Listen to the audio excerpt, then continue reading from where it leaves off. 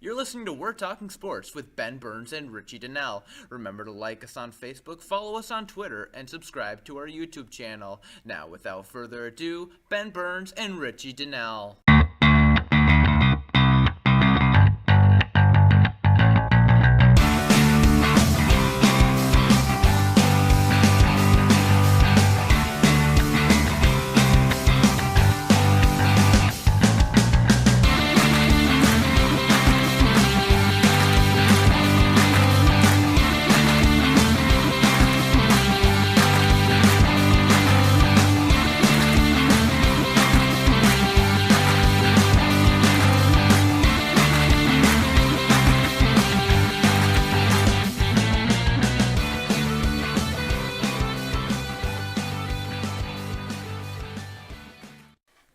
Hello, everybody. Welcome back to We're Talking Sports. Yes. We're back. We are back. It's been a while, but we're back, and we're back on a very special occasion. This is the best time to be back. It is the most wonderful time of the year. It is. Literally, on Thursday, about 4 o'clock, I sent out a message to everybody saying, I'm on a 3-day holiday. Mm-hmm. Leave me alone. I mean, Yeah. that was essentially how I wanted to spend my time. Yeah, the NFL draft that's definitely my Christmas. Yeah, for no, sure. exactly. I mean, yeah. what is Christmas? It's the NFL holiday, or Yeah. the NFL draft is. Right. Yeah, that is Christmas in July essentially for Absolutely. football fans. Yeah, for sure. And I thought it was a very interesting draft. It was. A lot of stuff happened. Yes, and I honestly thought, I mean, usually every year we talk about somebody who, goes where they shouldn't go. Right. A Tyson Alulu or a Bruce Irving who just comes out of nowhere. Mm-hmm. And this year, I mean, outside of one specific pick, number 10, if you all know who picked number 10, Yep. there wasn't anything that went absolutely crazy until you got to the second round and the Buccaneers traded up for Robert Aguayo. Well, yeah, I thought first round, the Eli Apple pick, that was a bit of a stretch. I didn't even have him going in the first round. Okay, I thought he was a back end first round talent. Yeah, I had him slipping out of the first round. And then, I think it was 29, with the 49ers trading back in the first round to get Joshua Garrett. Yes, to me. That was a head scratcher. Fortunately for me as a Bears fan, that pick happened because I think we ended up with the best guard in Cody Whitehair in the draft. That's true. I mean, we see a lot of these tackles convert to guards. Right. And usually, almost every draft, the tackle class is stronger than the guard class. But you're right. And Whitehair was a tackle in college. Yeah, a left tackle, just short arms, not as strong to play tackle. Yeah, I liked Whitehair. Didn't like where he went, though. But yeah. It is what it is. And then the other one to me, actually earlier in the day, I had been asked who were some guys that kind of flew up, that are going to fly up the board, that might not to be expected, and I hit on 3 of those. I had Keanu Neal. I said was gonna be a high pick. I didn't expect that. I had Paxton Lynch. I thought was gonna go first round, even though he shouldn't. I mean, I had him going 20 to the Jets. Okay. See, and a lot of people have said that they had him going higher. I didn't see it, and I actually had him pegged to Denver in my mock. So I got that one right on the head. And the third one I had, who was it? Artie Burns. I had him as a guy who could fly up the board, and he flew all the way up to Pittsburgh. Right, and I think I had him going in my first 2, but this was a very corner-heavy class, and yes, and defensive tackle. That's true. So I mean, let's talk about corners right now. Number 5, Jalen Ramsey. Yes, best corner in the draft, maybe best defender in the draft, or best player. Best player. In the draft. Possibly That's all true. 3. I think. Before Miles Jack, talking about the injury and stuff, I had him as my best player in the draft, and I had Ramsey number 2. Okay. Anyways, number 2 corner, again, big surprise, Eli Apple. Yeah, okay. Apparently, so what the Giants said was that Chicago obviously jumped them to go to number 9. Yeah. And so the Giants had to go to plan number 2, which was Eli Apple, and they came out saying that if Leonard Floyd was there, they were going to take Leonard Floyd. That was the plan. I don't get how Eli Apple's your number 2 guy though. No, I think he's talented. I'm not gonna go as far to say Yeah. that this was an absolute reach. Like Leonard Floyd, I thought was not a very good pick at number 9, but they filled a need. and they were first-round talents. Mm-hmm. They just went in a different part of the first round than I expected. And see, I'm a huge fan of Vernon Hargreaves. Me too. Love Me the too. guy. I think the only thing that made him drop to 11 and, great move by Tampa, trading down and then getting him. Right. The thing that was hurting him was his size. Yeah, 5'10", short arms. But even still, if you've ever seen Florida play, you know that Florida plays, man, so in your face, let's knock these wide receivers around and get them off their game. And that's exactly what Hargreaves is. Yeah. He's an in-your-face, bump man corner. Mm-hmm. And I think that with the change in Tampa Bay, they're out of the cover 2 scheme now that Lovey's gone. Mm-hmm. He's going to be a perfect fit because that cover 2 was more of a zone coverage. Now they can go to more of a man. And Hargreaves, to me, was behind Ramsey as the number 2 secondary player in this draft. Yeah.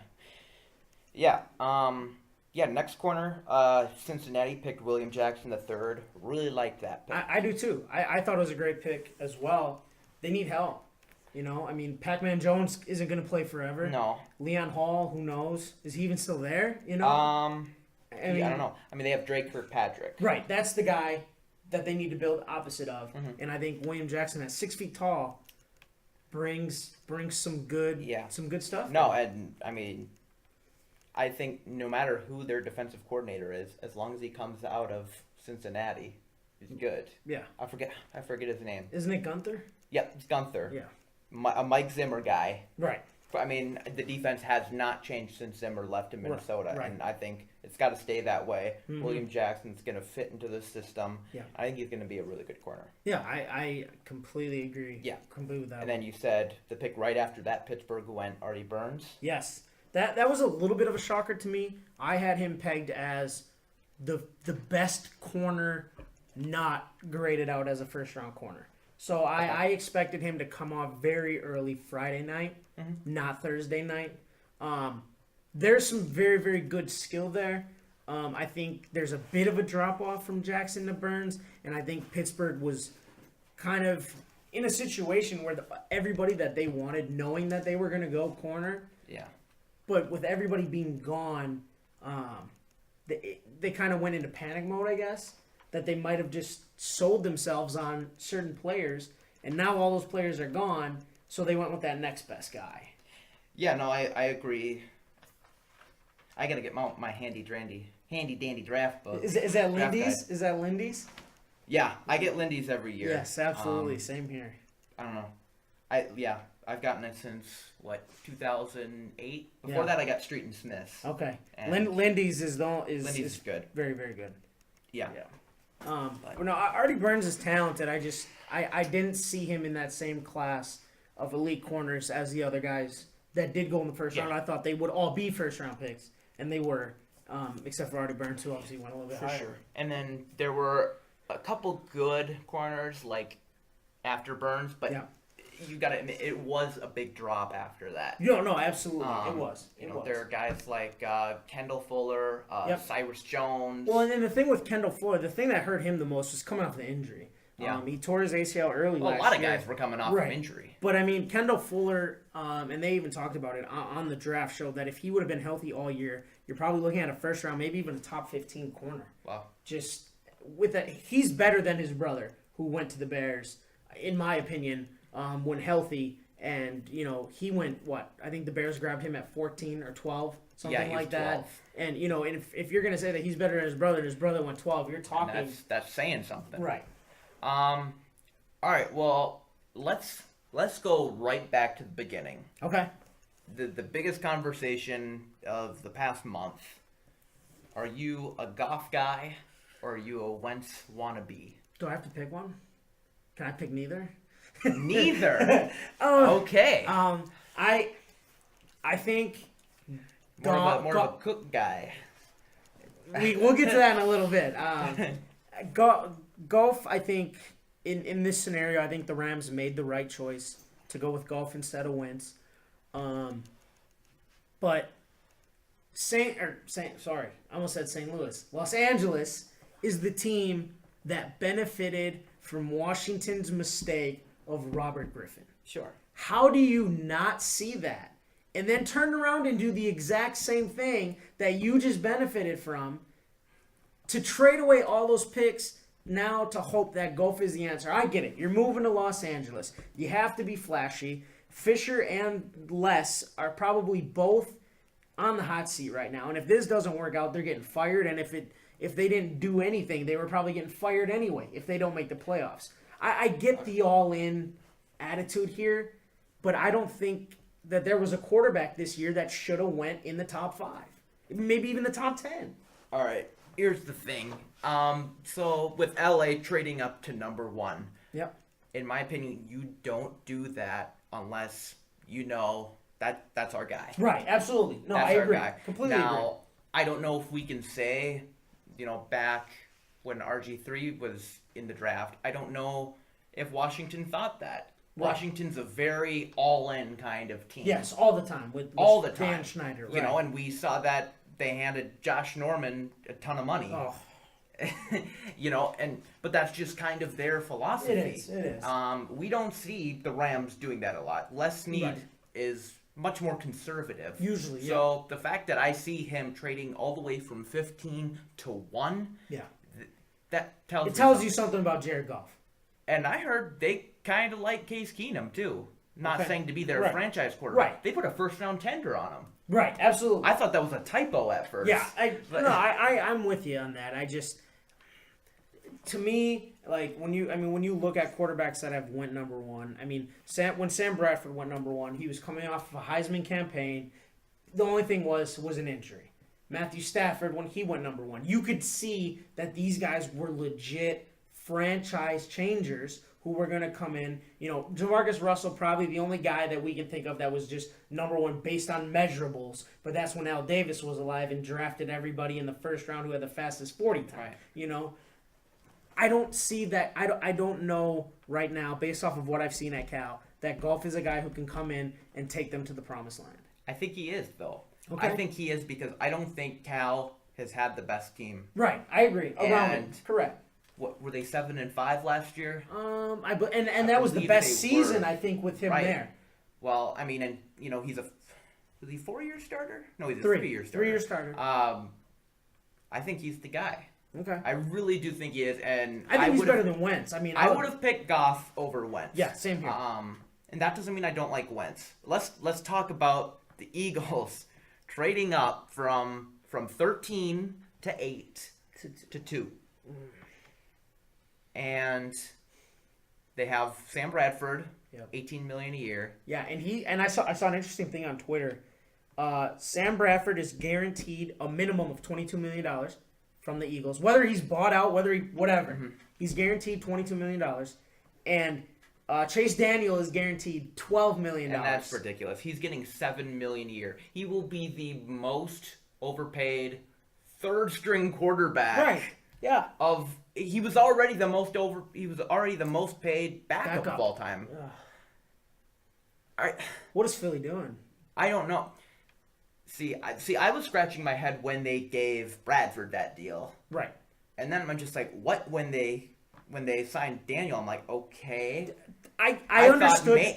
I thought with Chase Daniel, because Doug Peterson, Right, the absolutely, connection stuff, yep. but $7 million a year? Yeah. I understood the signing. I didn't understand the money. And now you're having Carson Wentz, who most likely will get a second contract. Right. And the way contracts are going with quarterbacks, he's going to get over $20 million a year. Yeah. No matter how he plays. Well, if he plays, not necessarily. Well, because RG3 didn't get, so if he gets hurt or something, RG3 was a complete disaster. Right. If that's the only way. If he plays at the level of Bradford, adequate, he'll get $20 million a year. Yeah, and that's absolutely ridiculous. It really is. And when Philly traded up the first time to 8, my assumption was, okay, you go with Bradford. If Bradford stays healthy, we've seen Bradford do things that made him that number 1 pick. We have seen when he is healthy, he is a better than average quarterback. So I assumed that they were going to go with Ezekiel Elliott. I think that's what everybody thought. You got rid of DeMarco Murray when they traded up. When they went to 8. When they went to 8 at first, that was the assumption. Ezekiel Elliott was that guy. True. And then they traded up to 2. Now, I could understand the need. Maybe if they would have went to 3 and flopped with the Chargers, their thought of maybe saying, we want Ezekiel Elliott, there's a possibility Dallas grabs them. I can understand that if you believe that he is a franchise-changing running back. Right. But once they went to number 2, I think it was a wrap. It was over. You knew exactly they announced what, it. They what said, they were doing. They said, we're trading up and we're picking Howie Roseman said that. That's a mess. I mean, that...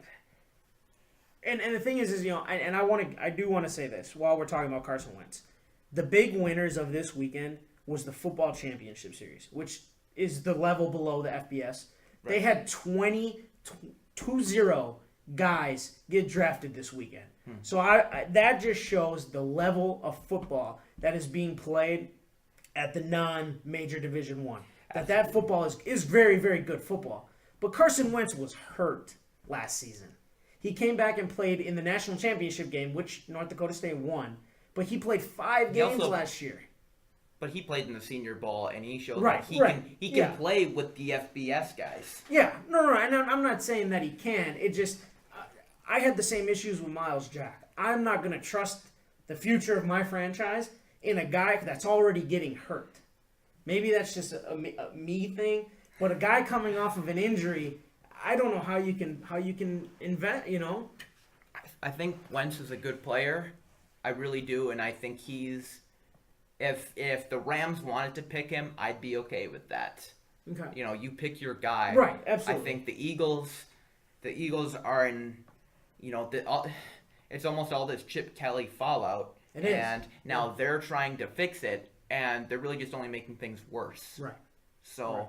Right. And the crazy thing with that, and I think we even talked about it before we took our break here, was Chip Kelly getting fired.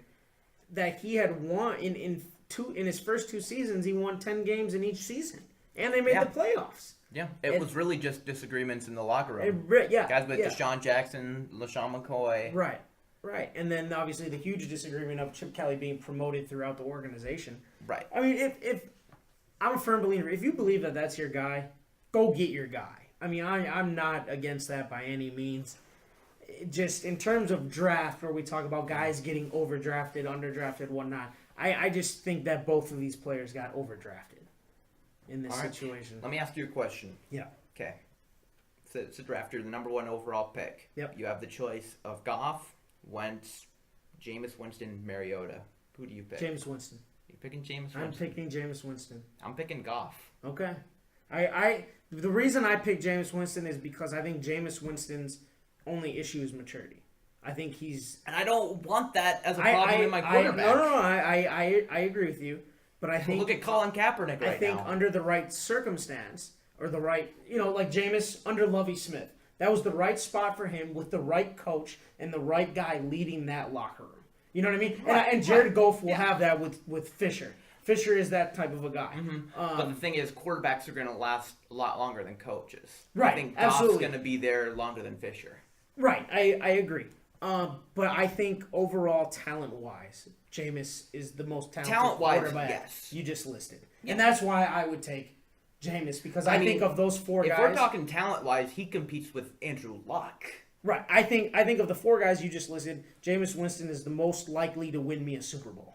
Okay. That's the reason I go with Jameis I disagree. Winston. Okay. I disagree. I think Goff has the potential to be almost an Aaron Rodgers type of guy. Okay. And even I don't know if it was the Cal coach, but there were people in Cal's in the school that were saying that he is farther along right now than what Aaron Rodgers was they're right. At that draft. And I think they're right. Yeah, I agree. I just from what I have seen of Goff, I am very impressed when I watch him live. Yeah.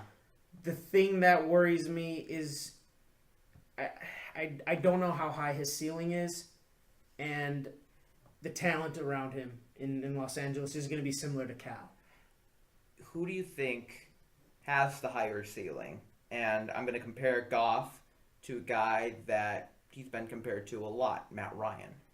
Goff or Matt Ryan, who has a higher ceiling? I think Matt Ryan has hit his ceiling, unfortunately. As good as I thought Matt Ryan was going to be, Matt Ryan hit his ceiling very, very early in his career, and Atlanta was rocking and rolling. And Matt Ryan, when Matt Ryan is on, I mean, he's Matty Ice for a reason. Yeah. But I might almost take Jared Goff in this situation with the higher ceiling, because I think Matt Ryan in, what is this, year 6 Ew. for him. He was drafted 09? in 09. So this will be 7 for him. This is year 7 for him. Yeah. You know, and to say that you've already hit your peak in years 1 through 4 and the last 3 years, I mean, granted the team around him isn't what it was when he first got drafted, but if you're hitting your peak that early in your career, that really only says your ceiling is so high. Where I think Goff is in a situation where he can continue to get better past those first 4 years. I agree. I think Goff does have a higher ceiling. Let's stay on the conversation of quarterback. Okay. Let's talk about some quarterbacks or some teams that trade up in the first round to get their quarterbacks. Yes. Brady Quinn. Yep. Josh Freeman. Mm-hmm. Johnny Manziel. Tim Tebow. Paxton Lynch.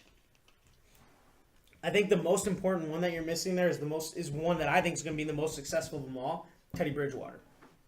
Okay. Minnesota traded back in to get Teddy Bridgewater, and I think Teddy Bridgewater fits that scheme, fits that system, is going to do what they ask him to. He's not going to be the most elite, but he's in the best position, and I think Paxton Lynch is in a similar boat. All right.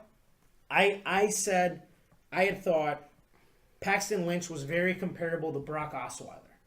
And that was kind of my comparison, and that's why I thought he would be a great fit for the Denver Broncos at the back end. Big, tall guys and get over the line. Yep, and Paxton Lynch, you might not see it, but at his size, he's very good moving around in the pocket. If he needs to, he can. It's not like Peyton Manning. He's going to cover 2 yards in a shorter time than 10 seconds. Mm-hmm. You know, Paxton Lynch, I think, fits what they're going to ask of him. And I think he's going to fit that team and what Kubiak wants to do. Who starts the opener against the Panthers? Him or Sanchez? Mark Sanchez. I honestly think they're going to give Mark Sanchez a shot. But if Carolina absolutely comes out and just embarrasses them, which I think could be a very big possibility. At halftime, John Elway's in that locker room. I mean, that's just the reality of it. When you have a guy like John Elway as your boss, as the guy who's running your organization, that's like Michael Jordan in Charlotte. Your leash isn't very long. Yeah. You know. So it'll be interesting. Speaking of Charlotte, that was a bad loss last night. Yes. Wow. I was hoping they'd win that. Yeah, I did too. You know, I really did. Whatever. Do you want to stay on quarterback? Because you brought up Connor Cook. Sure. Yeah, Connor Cook took a huge drop. Yeah. And I was just talking about it on another video I did yesterday about the Jets. Mm-hmm. Christian Hackenberg in the second round. If you're the Jets, who are you picking at quarterback in that position? Yeah. The crazy thing with Hackenberg is when he was with Bill O'Brien as a freshman, I think the assumption was everybody made the same comment. In 2 years, this kid's the number 1 pick in the draft. Okay. Because he was that good and he was showing that progression. Now, you have James Franklin, you have an O-line who is just kind of thrown together. There's no consistency there, and you can see what that does to a quarterback. I think Christian Hackenberg has all the talent in the world. I think he can be the Derek Carr of this draft, the guy who goes in the second round, comes out, wins a starting job, shows, you know what, I can do this and I can play in this league at a high level. Just get me the players around me. And he does.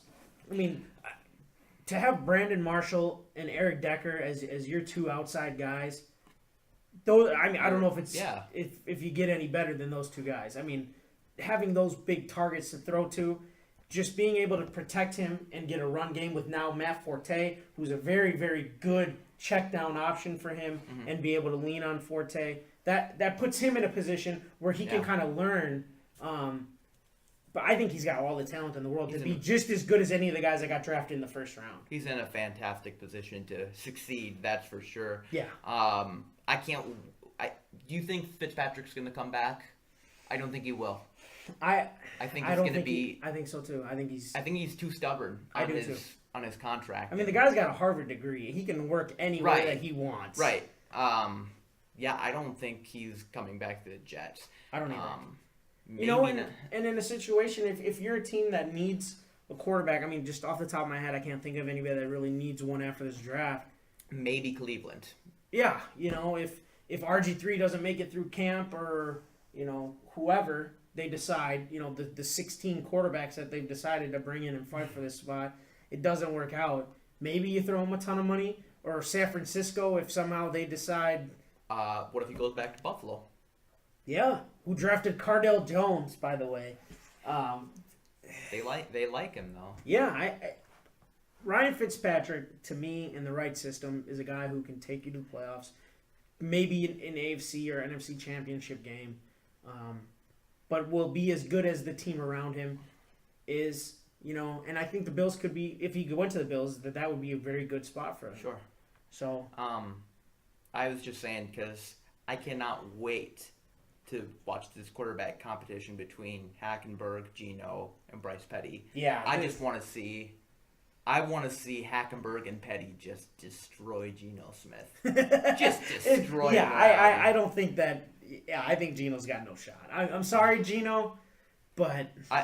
I'm excited for Hackenberg, though. Yes, I am too. I think he can be very good. Have they announced who's on Hard Knocks this year, by the way? Yeah, they did. Texans. The Texans? Okay. I was just hoping it was somebody like the Jets who's just having like 6 guys compete for quarterback and just... everybody's saying it should have been the Eagles. Yeah. That would have been reality TV in its own. Was the Texans last year? I might be wrong on that.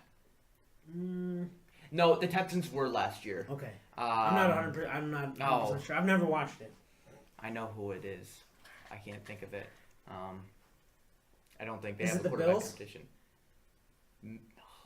I can see Rex Ryan. I can see Rex Ryan. Rex and Rob Ryan. We'll figure it out. I'm gonna look it up. But to go back to later round quarterbacks, Connor Cook I think is in a position where he's not going to play unless Derek Carr gets hurt. I mean that's just the reality of it. But I see it as the same situation that Kirk Cousins went through. Cousins, I think when they took RG3 second overall, the assumption is this is our guy. He leads them to the playoffs. Well, Cousins, sorry, buddy, but you're just a backup. You know what I mean? Right. That was the assumption. And then we saw the disaster that became RG3. For sure, yeah. And now Kirk Cousins is getting paid. He will be getting paid. So you think that's maybe a plan for Oakland? I think Connor Cook is in a situation where if he can play in the preseason very well, somebody's going to trade for him. He then becomes an asset that can turn into something. Sure. Like New England. I don't think anybody anticipated Tom Brady blowing out his knee, the now Bernard Pollard rule. Mm-hmm. And Matt Castle had a great one season, and the Chiefs gave up, I think, a high second-round pick for him. The worst-case scenario is he flails out, obviously. But he's a fourth-round pick. What do you have to lose at that point? All right, a really surprising pick for me. Quarterback picked before Connor Cook. Yep. New England Patriots picked Jacoby Brissett. Yes. North Carolina. Yes. Are they drafting him just to be Garoppolo's backup for 4 games? Or are they maybe questioning Garoppolo now? Have you seen Brissett? Yes. Have you on TV at all? Yes. I think he is an underrated quarterback. Okay. I really like Brissett. I think that there's a couple things that he can change with inconsistencies and his mentality a little bit, just the IQ of being a quarterback. But he is in a position where he is going to learn from Tom Brady. It doesn't get better. I mean, everybody learns from Tom Brady. Right. It doesn't Brian Hoyer, exactly. Matt Castle. Right. It does not get better than that.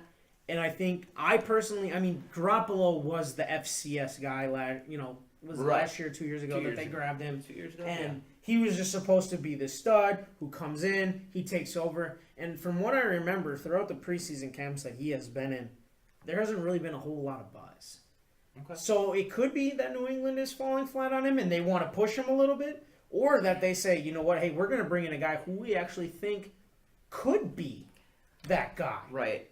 Because I'm thinking, drafting a quarterback in the 3rd round, that's not a guy just to be a backup for 4 games and then the third string guy. Right, They have a plan for any quarterback now that's drafted in the 3rd round is going to be compared to, or tried to Russell Wilson. Right. I mean, that's just the reality. Yeah. Not compared to, but that type of an impact, the possibility of that type of an impact. And I think Brissett, not to say he's going to take over for Tom Brady, but that he could take Garoppolo's spot in those first 4 games if Garoppolo doesn't play well. And become that number 2 guy who in garbage time is going to get the chance to play when they sit Tom Brady in weeks 14, 15, and 16 because they already won the division type of situation. And going forward, Brissett could become that guy who essentially was the Aaron Rodgers to Brett Favre. I think a lot of people are going to be talking about that almost backup battle. Yeah. A lot of backup battles throughout the league. Another 3rd round pick quarterback. Again, another guy picked over Connor Cook. Cleveland Browns, who needed a quarterback, picked Cody Kessler. Yeah. A lot of people thought maybe 6th, 7th round pick, maybe even undrafted. Right. Hugh Jackson likes this guy. Do you like him? Did you see the interview with the executive president? No. They interviewed the executive president on ESPN. Moneyball guy? Yes. Okay. And they asked him about it, and he gave about the most analytic answer that analytics can offer. But the idea was that they don't necessarily, which I completely disagree with because you just drafted Corey Coleman, but it wasn't necessarily that they needed somebody to push the ball down the field with a rocket power arm, but they needed somebody who could come in, maybe keep a play alive, make smart throws, and complete short to intermediate routes. And that's what Cody Kessler does. I mean, Cody Kessler completes passes at a high percentage, but he doesn't push the ball down the field. But to me, it doesn't make sense that you draft Corey Coleman, who the only thing he does is run past people. He is not a very good route runner, but except for a go route. Yeah. And if you're not going to try to get him the ball, what is the sense in that? You know, I almost see Connor Cook the same way as more of a guy who's not necessarily pushing the ball down the field, but he's got to me, he's going to complete the deep ball better than Kessler. I did not understand that. And the thing I don't like about the pick is I don't know if any other team was looking at him and stuff, but if a guy that's maybe projected to be a 6th round pick, wait a little bit. There's a reason. Yeah. I mean, that's... Well, no, not even that. Just, I think the perfect example is in 1974, the Steelers wanted to draft John Stallworth. Yep. 1st round. But most people thought of him maybe as a 5th, 6th round pick. And all the Steelers scouts are like, hey, let's pick Stallworth right now, 1st round. They're like, no. Chuck Noll's like, let's wait. They get Lynn Swann 1st round, Hall of Famer. Yep. 2nd round. Oh, let's wait a little more. Jack Lambert. See, they got 3 Hall of Famers right there in that draft. Yeah. I mean... Just wait a little bit. Yeah, I agree. And I have some stuff to say about the Packers pick too. But I was wondering when we were going to get there. Yeah. Do you want to talk about it right now? Is there anything that you have left on QBs? I really, the one that I do really like that I think it was kind of a shocker, but I think could work out in their favor is Dak Prescott. I really like the situation that he's in. Now, if you get drafted by Jerry Jones, that is a headache in itself, going to work every day. But to be in Dallas, where you're going to be given every opportunity to win that job, you know what I mean? With Tony Romo possibly retiring soon, or just Tony Romo being hurt, you're going to get opportunities. Okay. And I think Prescott is a very good athlete. There are a few things to work on there, but I think he's in a prime position to be successful. All right. I think he'll be a backup his whole career, but that's just me. I think he'll kind of be a Seneca Wallace type of guy. That's my opinion. No, that's all right. Hard Knocks update, LA Rams. Oh. They will be, so Jared Goff will get the spotlight. I don't know if that was before or after the trade when they announced that, but... Yeah, I don't know. That'll be an interesting Hard Knocks though. See the bright lights, crappy practice facility, and in the Coliseum. The Coliseum. All right. Do you want to talk about the Packers pick? We can. All right. All right. Kenny Clark. Yep. So I think this draft I've looked and analyzed at more players than I've ever before, and there are a lot of defensive tackles in this draft that I more or less fell in love with. Okay. Ashawn Robinson was a guy. Okay. Andrew Billings. Which, by the way, wow. Dropped way down. And We'll talk about that later, too. Jaron Reed. I'm going back to look at my guys because I made a lot of notes in here. Yeah. Vernon Butler. Love Vernon Butler. Stud. Austin Johnson, Penn State. Yep. And Kenny Clark was one of those guys. Yeah. I did like him. Did you love him at their pick? Let me ask that. That's the thing. I feel like at that position, at number 27, they could have pretty much everybody on their board was still there, in my opinion. Yeah. Now, a lot of people say, "Oh, pick Miles Jack," which if I'm the Packers GM, I'm picking Miles Jack. Right. But you don't know how bad the injury was, so I can't say they shouldn't have picked him. And Packers have the most cautious medical staff ever. Yeah, and the thing is I was talking to Chuck right before. By the way, happy birthday, Chuck. Yeah, happy birthday. Thursday, before the draft came on, and we were talking about possibilities of like who Green Bay is going to pick, and he had loved everything that he had seen from Reggie Ragland up until that point. Yeah. That day, they say Ragland now has an enlarged heart of some sort, something was wrong where he needed his heart to be monitored. At that moment, Chuck goes to me, he goes, we're not going to draft Miles Jack, we're not going to draft Reggie Ragland solely because of our medical staff. Yeah. And sure enough, they passed on both. And I for sure thought Vernon Butler was going to Green Bay. That was my thought. I'm like, there's no way they pass on Vernon Butler right here. I think they passed up on a potential all-pro guy in Reggie Ragland. Yeah, I do too. And, they even said, like, once they announced the thing with his aorta and stuff, it won't affect his play. Right. Like, they just need it to be monitored once a year. Once every 365 days. Yes. Yeah. But apparently that's enough to take him off the board. Yep. That is ridiculous. In my opinion, they could have gotten a fantastic nose tackle in the second round. Even in the third round, Andrew Billings. This class was extremely deep at defensive tackles. And I do want to say this, by the way, just so I can get this out there. So we're talking about the Green Bay Packers. I interestingly found out yesterday, two undrafted free agents that Green Bay signed. Yeah. Geronimo Allison, wide receiver, Illinois, and Don Jackson, running back of Nevada. Mm-hmm. Went to a junior college in Iowa. And are friends with our own Indira Cologne. Wow. She went to junior college with them, and they were on the same junior college team, won national championship and everything. And she sent me pictures of the tweets that she got from them after she had sent them a congratulations. Nice. But I mean, this weekend, for you to know, like for me, Eric Murray was my highlight of the weekend. Just when you know somebody, it's an incredible feeling. Sure. But let's get back to Green Bay. I'm sorry. Yeah, okay. Interrupt you right in the middle of my rant. I'm sorry. See, and going back, I think they could have passed up, and they traded up in the second round for Jason Spriggs. I like Jason Spriggs. I do too. I think he'll be starting. Unfortunately, next year. He's a good player. Yeah, I think he's a good player, but to me, the two biggest needs are nose tackle and inside linebacker. Yeah. And, they drafted 2 defensive linemen in this draft. Obviously, they addressed that need. But you need to address inside linebacker, too, to move Clay Matthews back to the outside. And apparently, I don't think Ted Thompson sees this as a need at all. Well, I don't.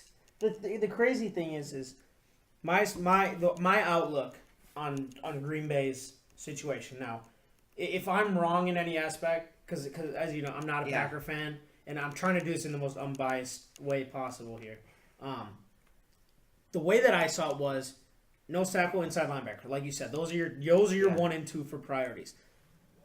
That third round pick with Kyle Fackrell of Utah State right tells me that for whatever reason, and maybe they're just waiting for Julius Peppers to move on. I don't know. That Clay Matthews' future is now inside. And that's just such a mistake. And it doesn't make sense to me. Now, I had gotten into an argument with a friend of mine about this whole guys transitioning from, DN to outside backer, from outside backer to inside backer. To me, football isn't necessarily about the title that you're given in terms of position. It's not that at all. It's how you're used inside the scheme.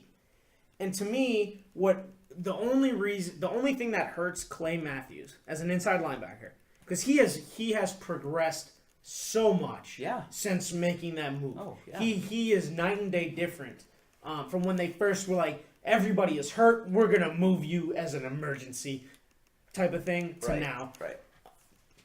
The thing that hurts them the most is I said that either Sam Barrington or Jake Ryan is going to be that starter next to Clay Matthews opening weekend, not Blake Martinez.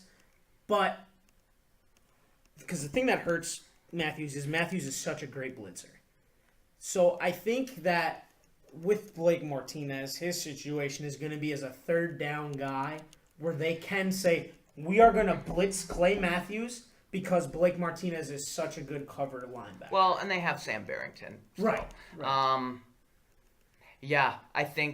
I just really hope Dom Capers knows how to use Clay Matthews correctly. And it's not like when we say he started inside linebacker, it's not like he's just inside linebacker all the time. They move him around. Right. And I think that's what you got to do. Yeah. He's one of those guys, kind of like a Troy Polamalu type of guy. Two guys that came out of this draft who I think will be moved around a lot. Darren Lee with the Jets and Sua Cravens with the Redskins. I think both of those guys are going to be all over the field. And, and back to Sua Cravens, you said he ended up in Washington. Yeah. We all know the NFL is a copycat league. What Arizona has done with Deion Buchanan, you're going to see that as the next trend around the NFL, as of a guy who is a little bit oversized as a safety, playing in that box. Watch my video and you'll learn all this. I talked about this already. I'm sorry, Ben. But that's the reality of it. It really is, and this didn't seem like a Ted Thompson draft to me. I don't know. Just at the Packers draft as a whole, I think Kenny Clark is a good football player. I agree. I think, he's only 20 years old, so he's still growing. Yeah. I like the Spriggs pick. I like Kyler Fackrell. But some people thought he was going to move to inside linebacker, which would be way worse than Clay Matthews at inside linebacker. And Kyler Fackrell's just a guy who makes plays on the edge. Right. One of my favorite picks was their last pick, Kyle Murphy out of Stanton. Really like this kid. Yeah. And what Ted Thompson does, pretty much all of his linemen, except for Corey Linsley, were starting left tackles in college. And I think that just speaks so much. What was Lang and... Lang was left tackle. I believe Sitton was a left tackle, too. Because, right now, that's probably the best two-guard combination in the league right now. And they're both going to be free agents. Yeah, after next year. My guess is they sign them both, but they let David Bakhtiari go. Okay. Because he's on the last year, too. Right. And then I think they move Spriggs at left tackle. I would not be opposed. I would be opposed to that as a rival fan. But that would be, to me, that's... I agree with your... That would be the best case scenario. I like all five of our linemen. I really do. But to me, your left tackle's got to be your best player. Right. And athletic. Nowadays, linemen have to be super athletic. And there was a report yesterday coming out that now, Chicago did draft Whitehair, like we talked about. They're talking about moving Kyle Long to left tackle. Just because of how athletic he is. Didn't they try that last year? Right tackle. And he made the Pro Bowl, Right. So, he can do it, but just because of how athletic linemen are these days, it's almost like you're not drafting linemen anymore. You're just drafting super-sized athletes. Right. Is really all it is. You're pretty much drafting Brock Lesnar every time. And I'm not opposed to that. He played for the Vikings. I know, but I love the wrestling thrown in there. I love that. Yeah. Any other Green Bay? Man, considering what round did they pick Blake Martinez? You have it up. That's why I'm asking. Fifth round, I believe. Yep. Was it the fifth round? Fourth round. Fourth round. Yeah, they had 3 4th-round picks. I didn't mind that pick. They needed an inside linebacker. If they didn't pick an inside linebacker in this draft, I was gonna freak out. My hope is to see him and Jake Ryan compete for the starting inside that linebacker second job. spot. Yeah. Yeah. Well, and Barrington. Oh, Barrington, he's got a starting spot. Oh, so you're talking about the backup. I'm talking about moving Clay back to outside. Okay. You So essentially, you're talking about having Clay, Ryan or Martinez, Barrington, Peppers as your 4 guys. and then your other rushers, Perry, Fackrell, and Jaron Elliott. Yeah. Right. So. Okay. So that's all I got for the Packers. Yeah. I'm really gonna talk about. Wait. I'm sorry. Can I? No. Can I bring up one more thing about the Packers? Yes. This is what I was ranting about all day Saturday. Okay. Why on God's green earth did they pick a wide receiver? You have 6 guys on your roster. 6. All of them will most likely make the team, make the 53, and you have to draft another guy? I have never seen a team with 7 wide receivers on their roster. Are you kidding me? That is just such an embarrassment. The reason I laugh is because before we met, I was in the Union with a couple of friends of mine, and Brandon, who was with me, he was asking me how I felt about the Packers draft, and what we just talked today? about, today, and what we talked about is kind of like how I felt, where they got a lot of plug players who can come in and contribute immediately, but none of them were really picked in that. Like Clark was kind of like, well, you could have really got type of thing. There was nothing that said superstar about, except for Spriggs, who I think is going to be fantastic. I think you will be too. About any of their picks. So he asks me specifically about Trevor Davis, who is the wide receiver you are ranting about. Oh. So he asked me, he goes, a couple people have said that he was very good, or that he could be very good. I want to mention that Trevor Davis was drafted in the 5th round here. Correct. Because the 2 guys that started at Cal were Bryce Treggs and Kenny Lawler. Kenny Lawler went in the 7th round. And I think he was the number 1 target for Jared Goff last year. So if he's the number 1 target and the best wide receiver on a Cal's Bear team, you're going to draft the 3rd wide receiver 2 rounds ahead of him? So I got my handy dandy draft guide here. Oh. I'm looking. I'm like, okay, let's see this guy. He's not even in the book. He's not even in there. I don't get it. And all week I had fun because Bears fan with a Packers fan roommate, and I love messing with Chuck because before Jared Cook was signed, for whatever reason, everybody thinks Green Bay needs a tight end. I know. I don't understand. I think Richard Rodgers is going to be very good. I think so too. And even after Cook was signed, some people in their mock drafts had them picking Hunter Henry. But anyway, so I continued to mess with Chuck and tell him, yep, 1st round, Green Bay's going tight end. And just continue to mess with him. And then all these things started popping up about how they needed a receiver. And I'm thinking to myself, does anybody not remember a guy by the name of Jordy Nelson that's on this team? It's not like they cut him or let him go. He just got hurt. So now you have Jordy on the outside.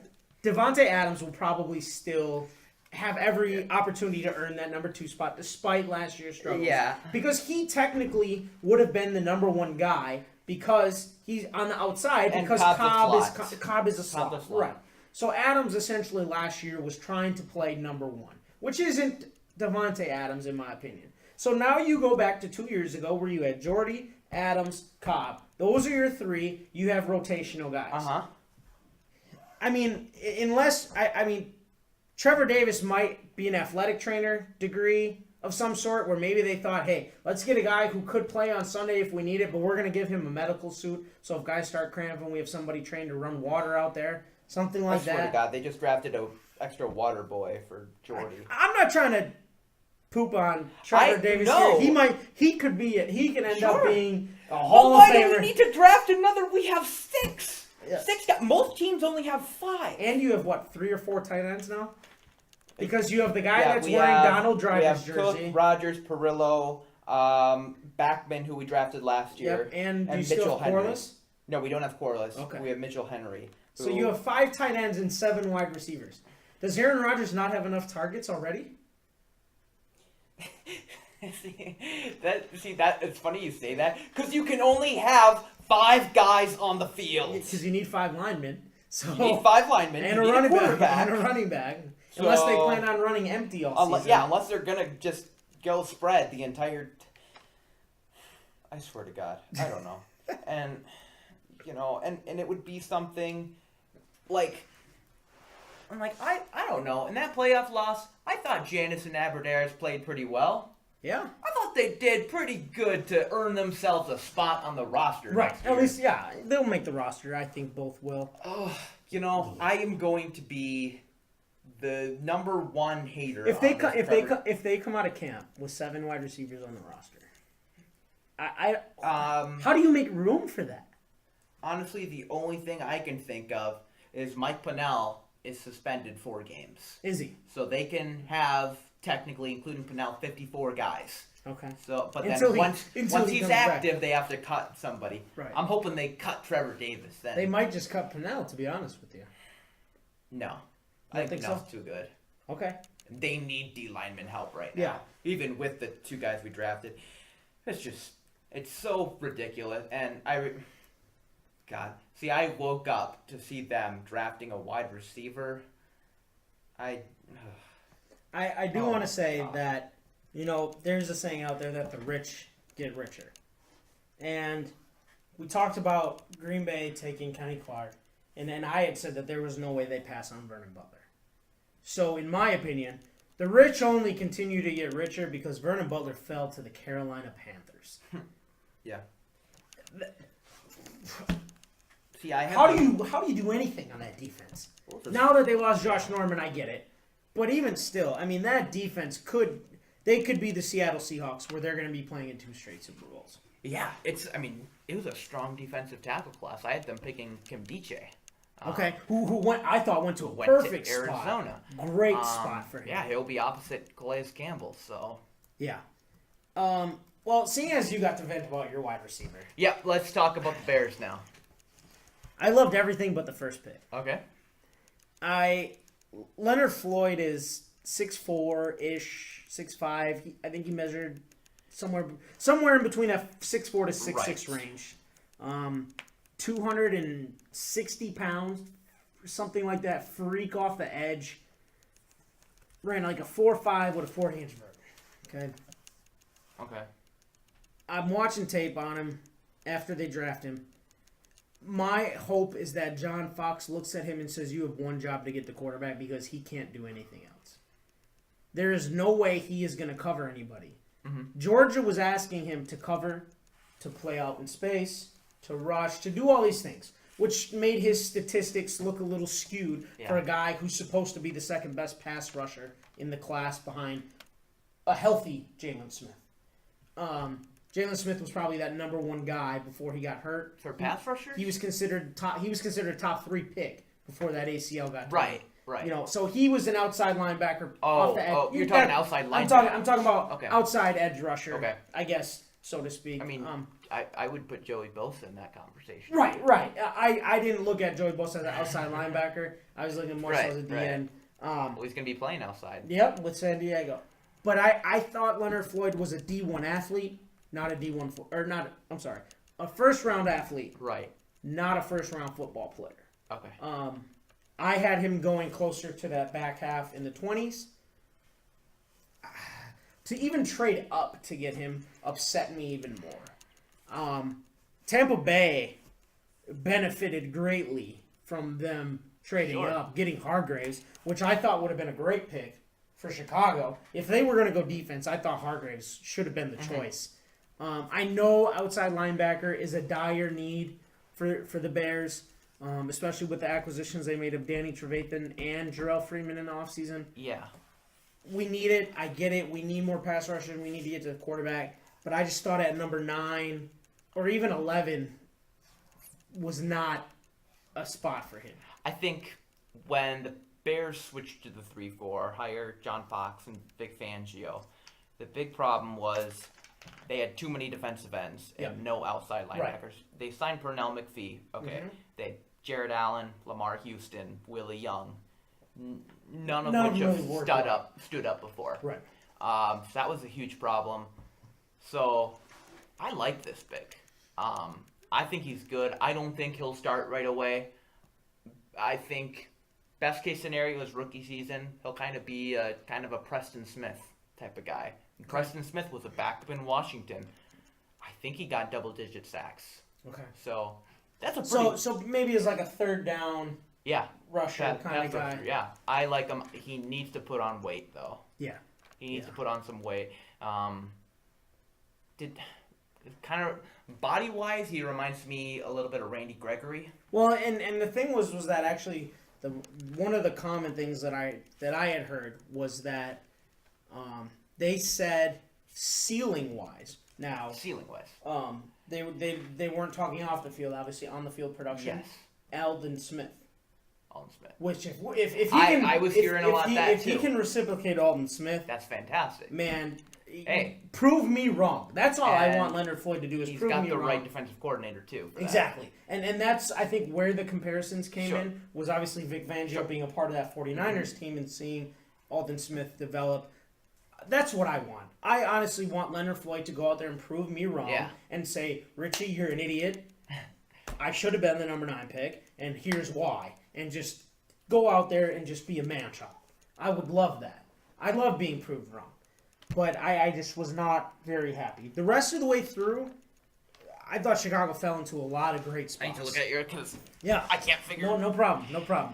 Yeah, so Cody Whitehair was a good pick. Best guard.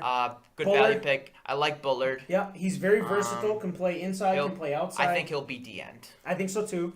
Kwiatkowski, he's big. He's 6'2".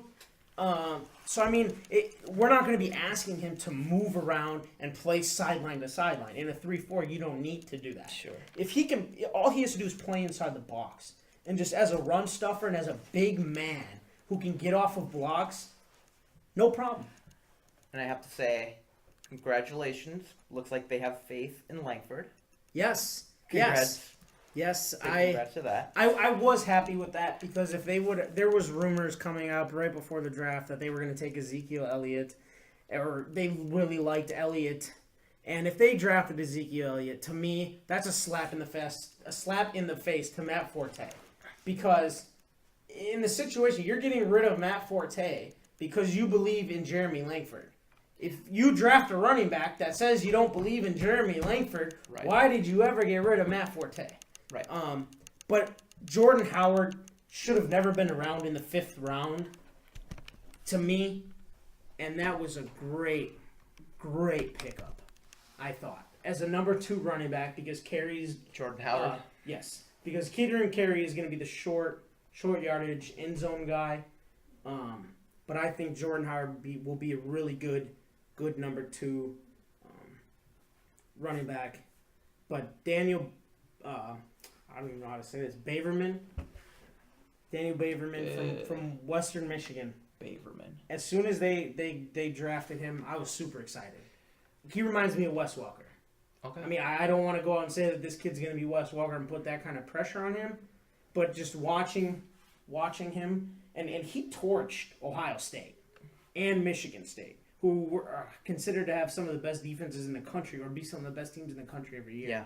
And he just torched them. Okay. So I'm extremely happy with the draft that the Bears had. Right. Except I thought we took Floyd a little too high. I'm still thinking about how the Packers drafted a wide receiver and then signed Geronimo Allison. Yes. Yeah. Who probably should have been drafted. Okay, what is Geronimo Allison even thinking? And I'm sure he got called.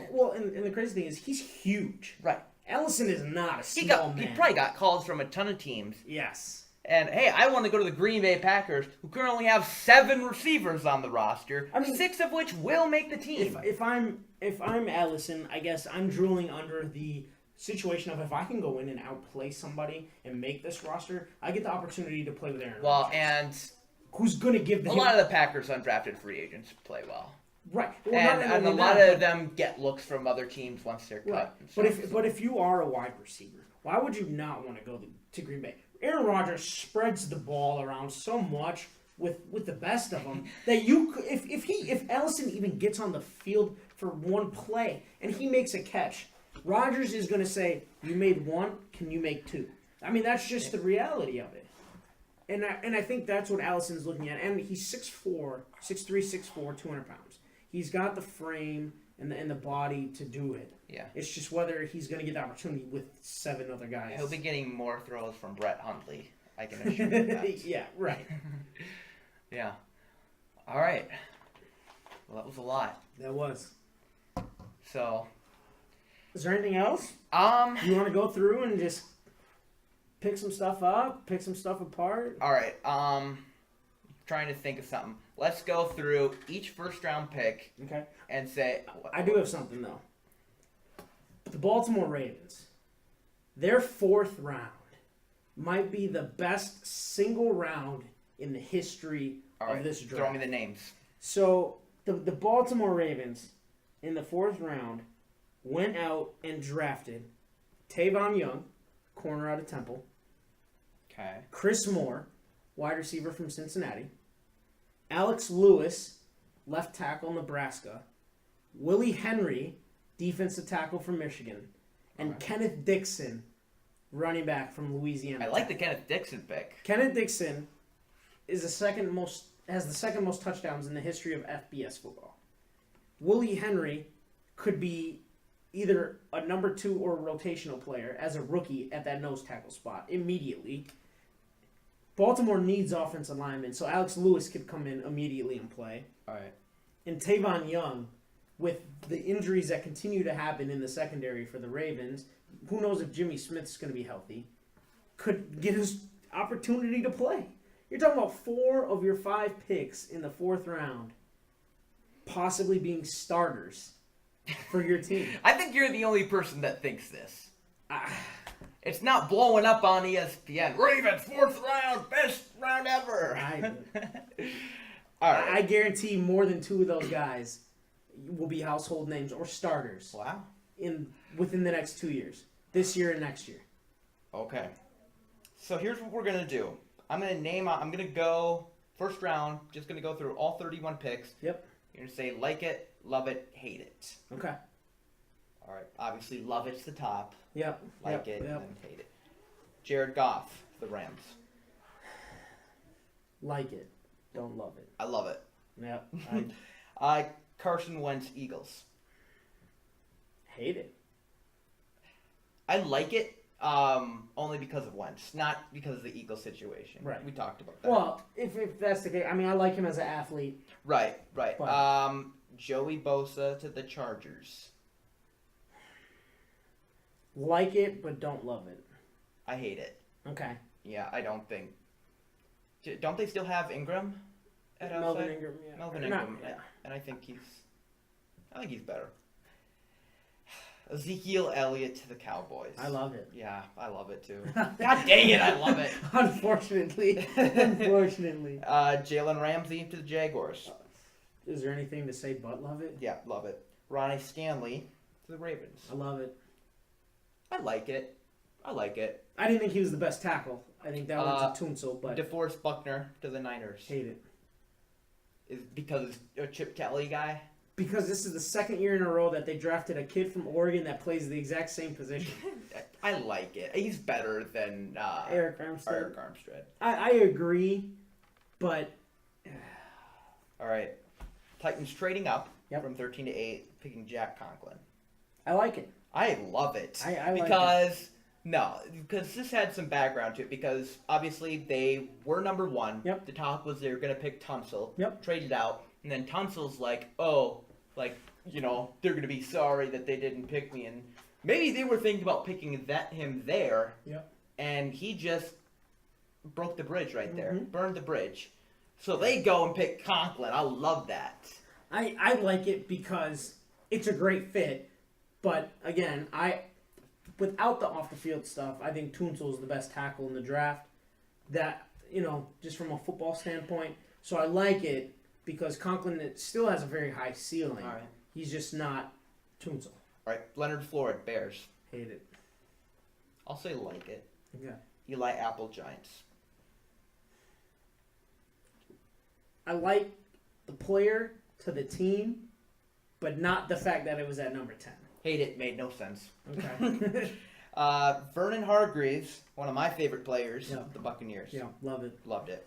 Sheldon Rankins to the Saints. Loved it. I'm going to say like it. Not a flashy pick, Right. but I like it. Yeah. Laramie Tunsil to the Dolphins. I'm going to say like it solely for the fact that now they have like 4 offensive tackles. All Yeah. that make you're paying Brandon Albert big money. Then you had James who had to step in and play left tackle, who as the year progressed got better at who had to Right. step in when Albert got hurt. Now you draft Laramie Tunsil because you yet have again another coach, new coach. Right. I hate it because they're promoting drugs. So Okay. Carl Joseph to the Raiders. I don't hate it. So you I like it? it. I'm in between there. All right. I love it. He is an Oakland Raider type of guy, and their arrow's only pointing up. I thought they could have got him in the second round. I had him going in my mock draft right here, so and I am the expert. So You are the expert. Okay. the Browns, Corey Coleman. Hated it. See, I hate it too. I think if you're going wide receiver, which right now they're completely empty at receiver, I think you go Doxson. Corey Coleman's he's not. If you're gonna go with a burner, I'm going Will Fuller. Okay. I'm taking Will Fuller over Corey Coleman. I'm not picking Will Fuller at 15, but I wouldn't take. I wouldn't pick Coleman at 15 either. Right. The only guy I would take at 15 is Laquan Treadwell. Oh, really? I would have gone Doxson. Okay. To me, Doxson's the number 1 receiver. Yeah, I switch with you there. Okay. Treadwell the Doxson. Lions going with Taylor Decker. I like it. I like it. Yeah, I didn't love They it need because to again, tackle it's and- not a flashy pick, but yes, you now protect and Matt Stafford. Riley Reef isn't really a left tackle. Right. kind of He guy. could be a right tackle So or now maybe they can plug move to at a right. guard. Yeah. Right. The Falcons picking Keanu Neal. It's a need for them. It was a need after losing McLeod to the Panthers last Okay. year, but I still hate it. I hated it. Mostly because when the Ravens picked Matt Elam, another Florida safety, I said, this is a great pick. Yeah. This is gonna be the guy, and he just embarrassed me. Who? Okay, I do want to look here. Yeah. Who was Joseph was the number 1 or the number 2 safety, depending upon where you looked. Who was the other guy? It was Keanu Neal. Nah, there was another name. I swear. No, that Carl I found. Joseph went 14. Right. Keanu Neal went 17. No, I know, but I thought that there was a corner that was considered a better prospect, higher up than Keanu Neal. A corner. No, a safety. I'm sorry. You're I mean Sua Cravens if you're. No, it wasn't him. I'll find it Let eventually. me get my book I threw. Von Bell. Oh That's yeah, who it no, was. I like Von Bell. I don't know why you wouldn't take Von Bell over Keanu Neal. Von Bell to me is your old school free safety. He's gonna play center field. He's a ball hawk, and he's gonna make plays. I like Von Bell. And the Saints got him in the 3rd round. Oh, him and Kenny Vaccaro. Oh, Yeah. All right. Anyways, number 18 is the Colts pick, center Ryan Kelly. oh, love every bit of it. Love it. Every bit of it. I can't believe. Which I saw your draft. We both had him Yeah. going there. Which great minds think alike, by the way. Mind-blowing fact. He is the only guy from Alabama picked in the 1st round. Yeah, everybody else fell. Mind-blowing. And there was a possibility that it was going to be Alabama and Ohio State I know, that's kind of what I dominating thought. the 1st round. The Buffalo Bills picking Shaq Lawson. I'm gonna say I like it because I'm not a big fan of Shaq Lawson. All right. I'm not sold on him. But I think the genius that Rex Ryan is coaching the defense will find a way to make him look good. I love it. Okay. Love it. Big All right. Shaq Lawson guy. I just think I think that's a good fit. Yeah. It's a good fit. Number 20, the Jets picking Darren Lee. I thought Ragland was going to be their pick. All right. That's who I had going there because they have a dire need at inside linebacker. Moving on from Demario Davis. But they have infinite outside linebackers. So if they plan on using him as an outside backer or edge rusher or a hybrid safety, He's whatever, going to be moving around. he's going to be moving around, which I think will help him with success. He's smaller than I thought he was going to be. I'm going to say like it, not love it.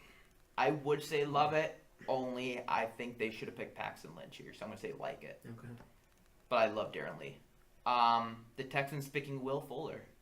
I love it. I love it too. I think opposite of as good as Hopkins is, he's only going to get better with somebody on the opposite side of him. Right. They also drafted Braxton Miller, so Yeah, and which, by the way, watching him play, I did want to talk about him. I'm glad you brought that up. That spot for him. Houston needed weapons. I mean, that was something that we knew. They don't have very much. They don't have any tight end that I can think of that was actually an impact player. And outside of Hopkins, they didn't really have anything that was really considered a threat in throwing the ball. sure. Watching Braxton Miller is going to go through a transition. I mean, he went through it in college a little bit, learning to play wide receiver after playing quarterback, and now having to learn how to play wide receiver at an NFL level, not just a college level. He is one of the most gifted athletes I've ever seen. I hated being a Badger fan, watching Braxton Miller come to town, or us having to go there and play them. Yeah. I think that he is going to be a tremendous slot H kind of guy. Okay. Who's an undersized Maybe- tight end, like a maybe, Jordan Reed type of guy. Tight end? Not as a slight. He's smaller than a tight end. Yeah. You know, he's in the 200-pound Okay. range. He's not going to play traditional tight end like a Gronkowski, but he'll be a split guy like Jordan Reed for Washington, Yeah. where he's not going to run deep, but he's going to run a lot of intermediate and short routes, and he is going to destroy you after the catch. I think this is a great spot for Braxton Miller. All right. Should I get you a Texans jersey? I don't know. One might be on orders pretty soon. All right. The Redskins picking Josh Doxson. I love it. I love it. Oh, why don't you marry him? No, I love it too. Pierre Garcon, Deshaun Jackson, they're both in their contract years. Yeah. They're both And not... I think they keep Jackson over Garcon. Okay. I'm going to say that. They're definitely not keeping both. Right. I think they might ditch them both. Okay. Knock them out the door. Yeah. The Vikings picking Laquan Treadwell. Unfortunately, I have to say I love it. God, I just do not like this team. I'm gonna say like it because Treadwell's not my favorite guy. Yeah. He dropped the ball. You a had lot. said that with Doxson. Doxson was Yeah. their number one. Treadwell's probably year my two. Right. And we had him switch there. But and it sucks because I even said this when Minnesota took Treadwell. I hate seeing Detroit, Minnesota, and Green Bay having great drafts because that tells me that the teams that my team is going to be facing is only getting better. And Treadwell was a position of a need, and to me, as my best receiver on the board, I don't know how you go wrong. I mean, all right, let's move on. Bengals picking William Jackson the third. I liked it. Didn't love it, but I really liked this pick. Would you like it better if it was William Jackson the second? Maybe William Jackson, just William Jackson. Oh, interesting. No, I love it. Yeah. I would have loved it even more if it was the fourth. Okay. I'm more of a fourth kind of guy. Okay. All right, Steelers picking my second cousin, Artie Burns. I'm in between hate it and like it. That's As a person who, if I had to root for any team other than the Bears, would be the Pittsburgh Steelers. a tough one. Yeah, I'm between like it and hate it. Yeah, I thought it was a little bit of a reach. I think he's a great player, like we talked about earlier in the show. Sure. But I just thought it was a bit of a reach for him at that spot. Yeah. The Broncos trading up to pick Paxton Lynch. I like it. Don't love it, but I like it.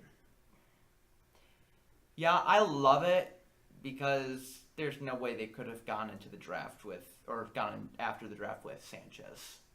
Right, but if they would have went out and gone Connor Cook or Hackenberg. Honestly, I think at that point Lynch was the most NFL ready guy. Yeah. I think he's miles ahead of Hackenberg. Yeah. To me, it's Goff and Wentz at the top. Yeah. Lynch a little bit lower than him, and everybody else way down below. Yeah. So, all right, the Packers picking Kenny Clark. Liked it, didn't love it. Same thing. Yeah. 49ers trading back into the first to get Joshua Garnett. My answer for this isn't one of our selection 3. I'm just going to say stupid. Stupid. All right. Well, I hated it because they traded. All right. The Cardinals picking Robert and I always want to say Nkemdiche. Yeah. Nkemdiche. Loved it. I think it's a great spot for him. I liked it. And the Panthers picking Vernon Butler. Loved it. And then the Seahawks picking Jermaine Ifedi. I like it. It was a very Seahawk kind of pick. Yeah. And I listened to McShay's explanation on this, and it made me almost love it, but not quite, because you're getting a kid who is just an extremely raw athlete who is just a massive human being. Mm-hmm. And unfortunately, people our age, maybe younger, will not remember how good of a coach Tom Cable really is because of his days as the Oakland coach, right? But that man is a fantastic offensive line coach. And if anybody can get the most out of this kid, it's Tom Cable. And I think that Ifedi will become or surpass Russell Okung. Okay. And what Seattle was able to get out of Okung. Interesting. I was very upset when they picked Jerron Reed in the second round. Yeah, that was a great pick. Yeah, before we end, I mean, I know we usually only go an hour, but it's draft time. It's a special episode. Right. What else did you? I mean, was there anything else that you really really loved that you were like, man, like that is great? I mean, I'm just looking at the drafts. I have the teams in alphabetical order here. I thought Kamale Correa to the Ravens was a great pick. Ozzie Newsome just is continues to build that Ravens team tremendously. Reggie Ragland, another guy we talked about, going to the Bills. See, it's going to upset me so much watching his career. Going, he could have had him. Yep. But nope, he's got to get his heart checked. Zach Sanchez, 5th round to the Panthers. I think he's going to not be Josh Norman, but they're hoping that he becomes that. As an Oklahoma fan, I mean, I want to say he was all Big 12 every year in college. Oh, and then he's somebody who I had pegged as a 2nd or a 3rd round pick, and to get him in the 5th round, that's tremendous. Andrew Billings, 4th round to the Cincinnati Bengals. That's to me, that's the steal of the draft. I mean, right there. How does a guy that's projected to go? At one point, I think he was top 15. Yeah. They were saying he was the number 1 D tackle in the draft. Something had to go wrong. Something. I feel like maybe his interviews at the combine didn't go well. I don't know what it could have been that made him fall that far. Yeah. But to a team that is loaded at D tackle, they just got another really good one. Right. That is insane. A pick I really liked, the Jets in the 3rd round getting Jordan Jenkins from Georgia. Yeah, I think he's a little more polished as a pass rusher than Leonard Floyd right now. Floyd's a better athlete, but I agree. Yeah. Jenkins is a very good pick there. Mm-hmm. Cleveland, for all the picks that they had, Emmanuel Boga Agba. Agba. Yeah, I thought he was a very good pass rusher. I like Agba. And was a first round pick at one point. Talked about. And Joe Schobert as an outside linebacker. He was the first pick of the third day. Yes. I mean, what do you think about that? I mean, we've watched Schobert. I think Schobert is definitely a 3-4 inside, in my opinion. Okay, so you don't think he's going to be a pass rusher in the NFL? No, I don't think so. Like he was in college. I don't think so. No. Who's Cleveland's defensive coordinator again? They just rotate so many guys. I think it's a guy from Cincinnati. That it might have been their linebacker coach. So then, are they going to switch to the 4-3? I don't know. Oh. That's a good question. That is a good question. Let's see who their D coordinator is. Ray Horton is back. Oh, okay. So they'll probably stay in the 3-4. Yep, they'll stick around in 3-4. So. I think he's a 3-4 inside.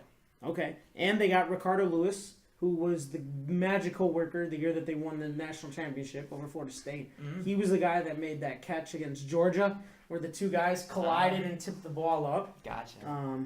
That's all he's really known for.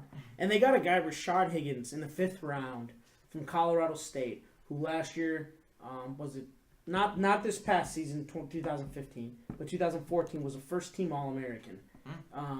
With the quarterback who I went to the Rams, I can't remember his name, big tall guy that was at Colorado State. Was like a 2nd-round guy. I was listening. What position? Quarterback. Okay, Grayson. Yes. That he played with them, and Higgins, to get him in the 5th round, I thought was very, very good. How do you see Jalen Smith with the Cowboys? Jalen Smith? Yeah. Oh, man, I couldn't. I think take 2016 off, just rest, and then figure it out after that. Yeah, I agree. I think he's good. I think at full health, he's the best linebacker in this class. Right. I completely agree with that. Maybe the best defender. Let's see. Ashawn Robinson. And he went to Detroit. Yes, he of did. Course. And they got Graham Glasgow right after that, a very good center. And they added another tackle in Joe Dahl, Jake Rudock, quarterback from Michigan, Anthony Zettel, D-line, Penn State. They're going back to what helped them make the playoffs. Yeah. Win in the trenches and get a really good defensive I'll tell you line. what helped them make the playoffs, Calvin Johnson. That's true, which they did not find a replacement for. No. I mean, they didn't even draft a wide receiver. And Green Bay goes out and got a 6th one. I mean, or 7th one. Yeah, let's make some trades here. Yeah, we'll give him Devontae Adams. Yeah, Houston had a very good draft, I thought. Fuller, Nick Martin, Braxton Miller, Tyler Irving, KJ Dillon, DJ Reader. I mean, I thought they had a very, very good draft. Yeah. The Colts, I thought, again, same thing. Just a very solid draft. A lot of players down in the trenches. Eric Murray in the 4th round, I'm biased, but I think Kansas City's a really good spot for him. All right. As a shutdown corner. And they got Chris Jones. I mean, yeah, that was their first pick. So, Chris Jones is a guy who just got in trouble. Yeah. And Billings has not gotten in trouble. Man. I'm still confused. And then the Chiefs, it must be an Andy Reid thing that they believe that they can fix damaged goods, because the Chiefs drafted Chris Jones, who got in trouble. Kyrie Russell, who gets suspended for an entire year from Notre Dame because he didn't qualify academically. And then in the 5th round, they drafted a guy, Tyreek Hill from West Alabama, who was kicked out of school at Oklahoma State. So, wow. I don't know. It must be an Andy Reid thing there. The Rams, their 4th round pick, Farrell Cooper. I like Farrell Cooper. They need a wide receiver. I thought he was a 2nd round talent who was dealing with bad quarterbacks. Yeah. At South Carolina, and somehow he lasted till the 4th round. Again, the Vikings had a good draft. No, see, I was wondering about this because so we don't have much to go on. Obviously, with we have like our the internet draft guides. Yeah. Maybe watch a couple games. That's it. Mm-hmm. These teams have so much. They can go to schools, get tape, Right. have interviews. Yep. See, with all the picks the Vikings had, that's like I say, well, that's a guy I would have picked. Makes me wonder, how much do they actually scout? It's just like, okay. Which, speaking of that, by the way, I was able to get some business cards over the weekend. All right. Of contact information. Professional scout from the Cowboys and a professional scout from the Vikings. Nice. To reach out and hopefully Nice. Good luck. position, probably not paid, but something to at Yeah. least foot in the door. But yeah, Minnesota had a great draft. I mean, Cantrell Brothers in the 5th round. I thought maybe he could go a little higher, but I think he led college football in tackles, and it was just it's a good fit. Yeah. So yeah, let me ask you this. We talked about the Patriots. Again, they don't have a 1st round pick, and yet somehow have a good draft. I thought they had an okay draft. I would say that it was at least a B. They got a nickel corner in Cyrus Jones. Yep. I like Vincent Valentine. Yep. I think Joe Thurney, the offensive lineman Tooney. from Tooney. from North Carolina Yep, State. NC State. And then we talked about Brissett. Brissett, yeah. And then they got the kid from Illinois, Ted Karras, who's just a short arm guard who just runs people over. It's also the great nephew of Alex Karras. Is it? Yep. Did you see Dick Butkus at the draft? I did, yeah. I lost my mind. Mm. I was overly excited. Like Dick Butt Kiss. Don't start with me. I really like the Von Bell pick, 2nd round to the Saints. Sure. Again, I thought he was better than Neal. I think even in my mock draft, I had him going higher than Joseph. Wow. I really, really like him. I think he's a fantastic player. Don't know how he lasted that long. Darian Thompson, another safety, went to the Giants. 3rd round, I thought was phenomenal pick. The Jets had I would say a B plus Okay. draft. After Carl Joseph, I mean, the Raiders might have an A draft right here. I mean, with Carl Joseph, Jihad Ward, the Right. IT transfer guy, who, defensive end, Shalik Calhoun from Michigan State. Then got Connor Cook, and then they got Vidal Alexander, who at one point was considered one of the top guards in something the had to draft. happen with him. I feel like. See, I didn't really like him at the combine. Right. But he must have had just terrible interviews or a terrible Yeah. Wonderlic score, something. Yeah. Because he was talked about a late 1st round Yeah. coming out of college season. Yep. 7th round pick. Yep. Like something had to happen. Yeah, no idea. The Steelers also got Javon Hargrave from South Carolina State. He was, I want to say, the Defensive Player of the Year 2 years in a row at their division. Okay. That's an HBCU, and was just an absolute monster at the combine. I think it's going to be a great pick for them, running that 3-4. I think he could be a surprise as for a Defensive Rookie of the Year Okay. candidate. The Eagles, I mean, Wentz obviously was a need, but outside of Blake Countess, who they got in the 6th, and Jalen Mills in the 7th, who was another kid. I know. These LSU guys. Something's going on. Something's going down there in the bayou. Yeah. And I don't get it, but Thinking maybe they got a little bit of cha-ching.